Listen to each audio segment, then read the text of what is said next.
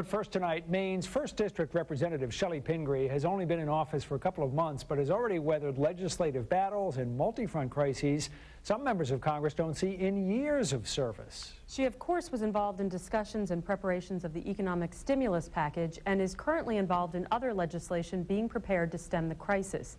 And she is a member of the House Armed Services Committee and, as such, made a trip this week to the Middle East. We talked with Pingree this afternoon, just hours after she arrived back home in Maine from Afghanistan. No, I think there are actually mostly new troops going over there, although there's going to be a big effort to attempt to move troops from Iraq. You know, we're bound to start drawing down troops in Iraq, and Afghanistan is a logical move at this moment in time, given the difficulties that are going on right there. What was your sense of the atmosphere there in terms of security, lack of security? There is none. Oh no, it feels like chaos. We were the most heavily guarded in Afghanistan, very little wandering or moving around without armored vests and being in armored vehicles. And you just have a sense that we made a pretty significant mistake leaving Afghanistan and focusing our efforts on Iraq, that the gains that we made then are completely gone. And most, you know, we had a lot of military briefings and we met with prime ministers and people from the NGOs and sort of support sector. And what we heard is the challenge will be, as we move in more military, there will be more incidents, there will be more loss of life, and more civilian casualties, which was one of our big concerns going in there, is how do we prevent civilian casualties as we up the level of engagement. What is everyday life like right now for an Afghan person, particularly the women? It's a hard place to live, and I think it's gotten only worse. There's tremendous corruption in the government. There are these warlords who make an enormous amount of money off the poppy trade and the drug trade there. Children are, young girls aren't allowed to go to school. I talked to a soldier that was actually connected to Maine, and he said to me, you know, if anyone asks you why we're here, you say it's so that little girls won't have acid thrown in their faces when they go to school. And he got choked up. He said, you know, for me, that's a significant reason to be there. I think the challenge is, we don't want to turn this into a conflict where we're there forever. We're already short on cash in this country, and we have invested a tremendous amount in Iraq. Yet, I think the American people feel it's important not to continue to have that be a hotbed of terrorism, and to calm down the situation there. You know, we heard from military generals and people in the parliament, everyone who said the importance is that we can't just have a military effort. We have to be rooting out the corruptions in government. There's an election coming up in August. One of the reasons I think the president is moving in the troops is to make sure the elections are conducted fairly. We met with a general who opened up his talk to us by saying he had just read that book, 3 Cups of Tea, the one where, you know, Greg Mortensen talks about building schools, about the importance of really rebuilding communities, allowing women to go to school, allowing these very impoverished cultures to rebuild again after so many years of strife and war. I have to tell you, I've never heard a military general be so eloquent and talk about the importance of that side, not just the fighting and the warfare.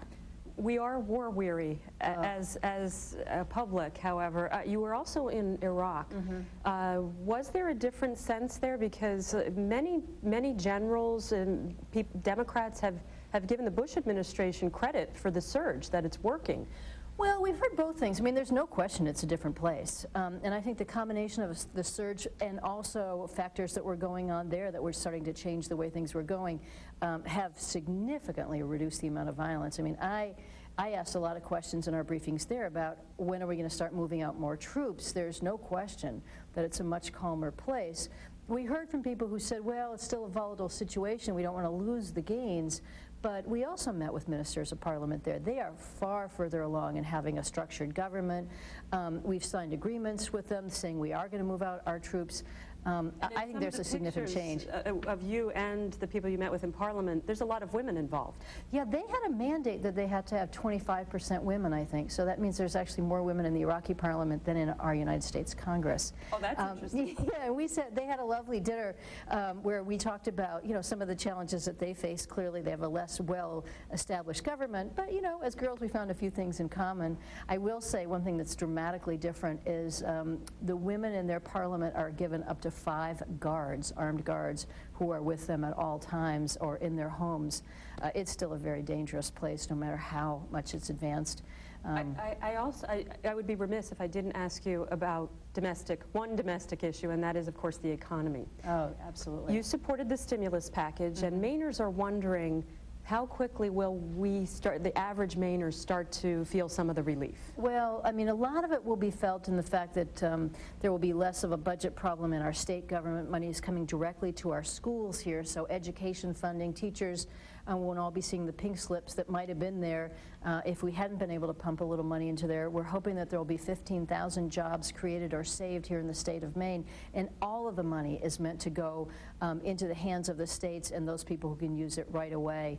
Even the grant proposals for renewable energy, for some of the things that might benefit small businesses. For first-time home buyers. Exactly. So all those things. It won't be cash in our pocket, but it will be in other ways. It will be in other ways. There is a tax credit in there that I think will benefit about 500,000 Mainers, and that's up to $400 a year. So I hope we see it soon. Look, we're just trying our best to figure out what to do with this tragic situation that we're in, and hopefully that money will make a difference. And Shelly Pingree says Congress is hammering out several pieces of legislation aimed at righting the economy, including bills to strictly regulate Wall Street and the financial industry, and bills to prosecute company executives and Wall Street workers whose actions contributed to the meltdown.